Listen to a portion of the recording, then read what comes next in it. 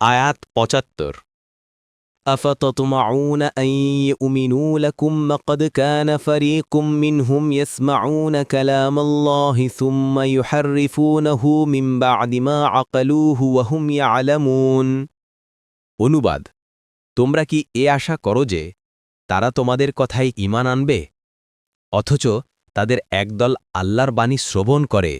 তারপর তারা তা অনুধাবন করার পর বিকৃত করে অথচ তারা জানে ১ তাফসির ১ নম্বর ফুটনোটের বিবরণ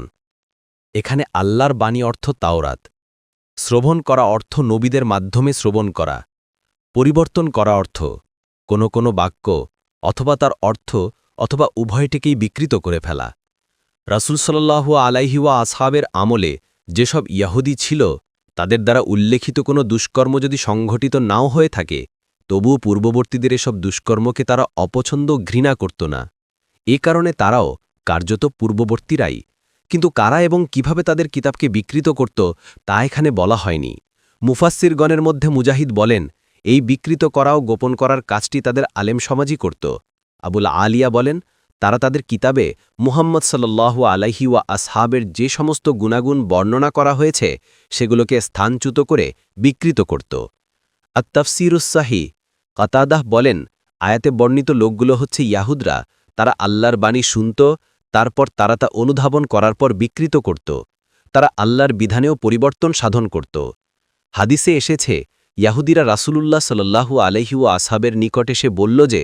তাদের একজন পুরুষ ও একজন নারী ব্যভিচার করেছে তখন রাসূলুল্লাহ সাল্লাল্লাহু আলাইহি ওয়া আসহাব তাদেরকে বললেন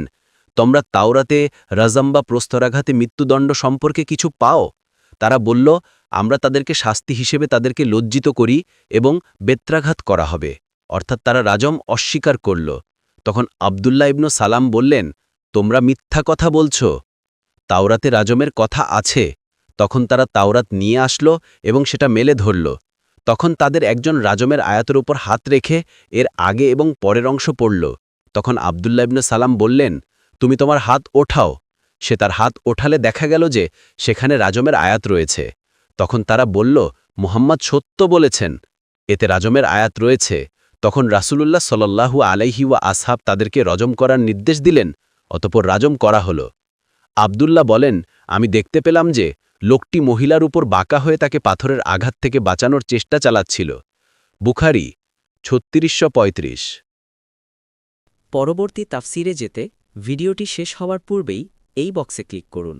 ভয়েস বা উচ্চারণে অনিচ্ছাকৃত ত্রুটি ক্ষমাসুন্দর দৃষ্টিতে দেখবেন ইনশাআল্লাহ